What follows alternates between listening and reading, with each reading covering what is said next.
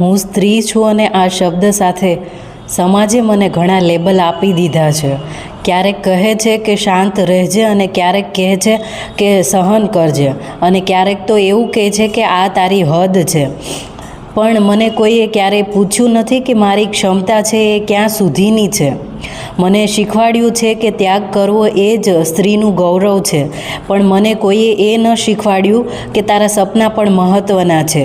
જ્યારે હું અવાજ ઉઠાવું છું ત્યારે મને અડિયલ કહેવામાં આવે છે અને જ્યારે હું ચૂપ રહું છું ત્યારે મને કહે છે કે સ્ત્રી તો સહનશીલ છે અને સહન કરવું એ જ સ્ત્રીનું કર્તવ્ય છે.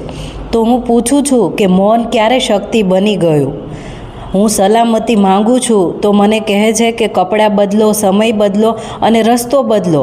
પણ ક્યારેક કોઈએ કીધું છે કે સમાજને બદલવાનું, અને કોઈને યાદ નથી આવતું કે હું દીકરી છું, હું બહેન છું, હું સ્ત્રી છું, પણ આ બધાય પહેલાં હું એક માનવી છું અને મારે ઉડવું છે, પરવાનગી માટે નહીં પણ હિંમત માટે.